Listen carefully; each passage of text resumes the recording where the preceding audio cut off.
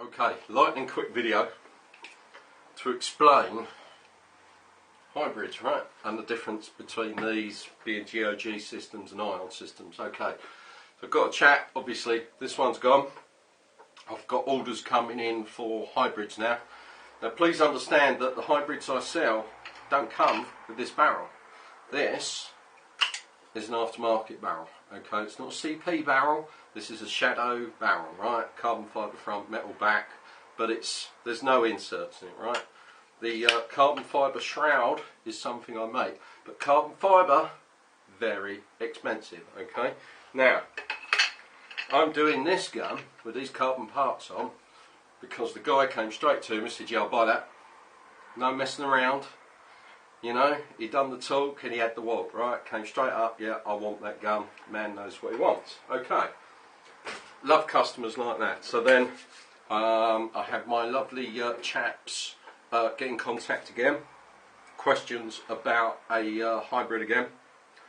Now, first question is, what is the difference between the GOG systems and the ion cans? Okay, so this is an ion can. This is a GOG can. Inside, they're completely the same. Well, pressure differences, but the GOG one, the cap comes off the back. You just pull your bolt in, put your fluffy in here, pull it out the front, gun's clean, go and play, right? 5 minutes. If you have the ion built into your gun, you can't take anything off the back. This has to be completely stripped down to get access to the bolt to clean it, okay? So you have to completely take your gun apart, like so. Means take the trigger frame off, means removing all the electronics. If you don't know what you're doing, you're going to get in trouble with it. It's why be fixing when you can be playing, right? Now, also, notice that this has the feed neck built into the fire chamber. And on the G1, the feed neck's built into the body. What does that mean? That means I can take this body out without having to remove the feed neck here.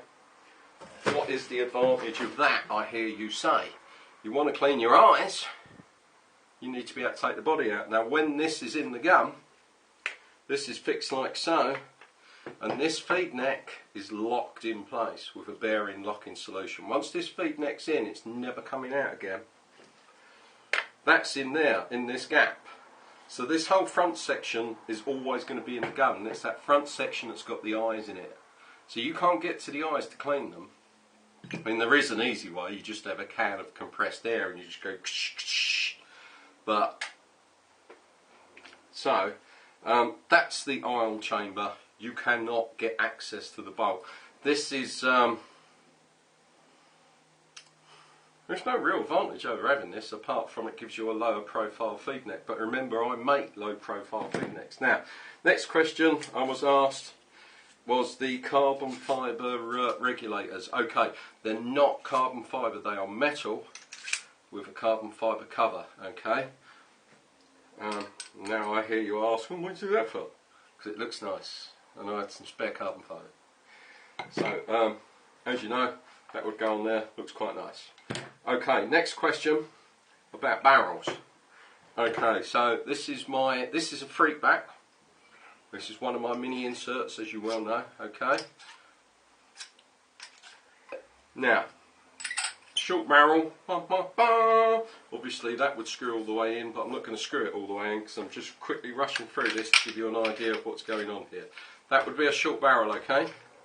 Now, what we can do, we can take this apart, we can put a different tip on. Notice this tip has lots and lots of pulping.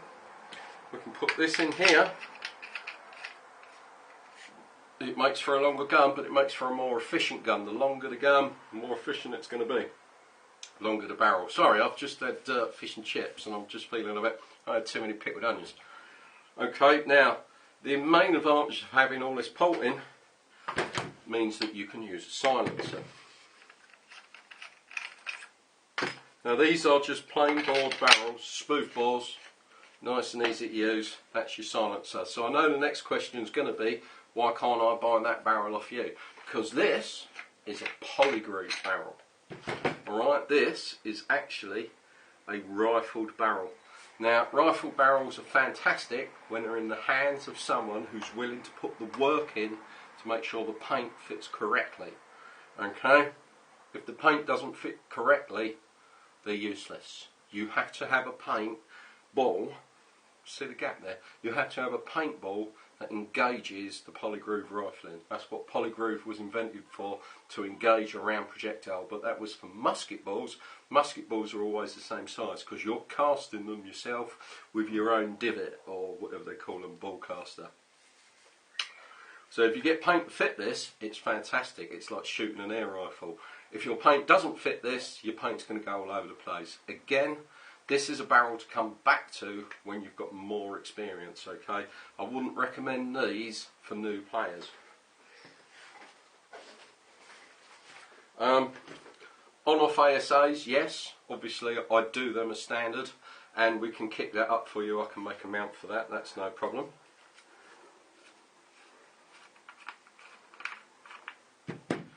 I think I've covered everything, boys.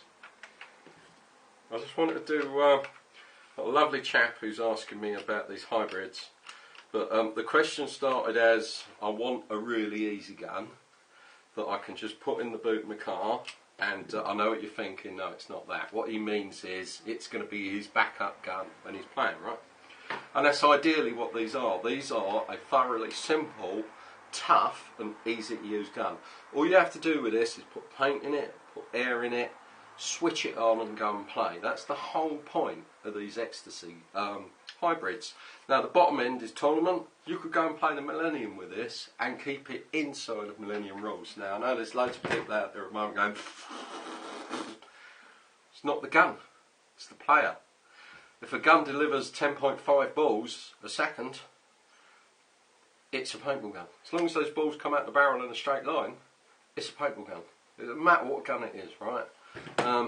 The reason that other players, like my good self, like a higher end gun is because we like the engineering, we like the material.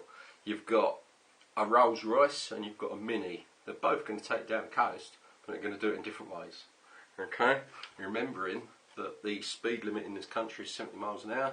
I'm completely going off a tangent, and your balls per second is 10.5 in the middle. So it doesn't matter what gun you shoot, it's all about the player, right? You can have the best gun in the world. If you're a shit player, you're a shit player.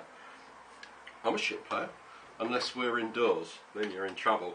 But that's because indoors is different. Indoors comes down to the gun you use. Having a long gun, you won't even get through that doorway if you've got it across your chest. I've seen it. So, I hope this answers some of the questions that you put up in your email to me. Dude, keep it simple. You started wanting a simple gun, and then you're saying add this, add that, add this, and now the gun's not a simple gun anymore, it's getting more and more technical and complicated, and then you're asking me about side feeds. Dude, you don't want nothing to do with side feeds. Come back in about 10 years' time, if you're still playing paintball, you know. Come back in about 10 years' time, and then you'll have an idea about tech level, you'll have an idea about how the size of the paint affects the gun, how the hopper feeds different size paint and stuff like that. Stay away from side feeds. If you want a side feed, go and buy Titman. You know, they're already done, you know, chop, chop, chop, chop, and they work. But my stuff is a couple of levels, well, I'll say a couple of levels, a million levels higher than that.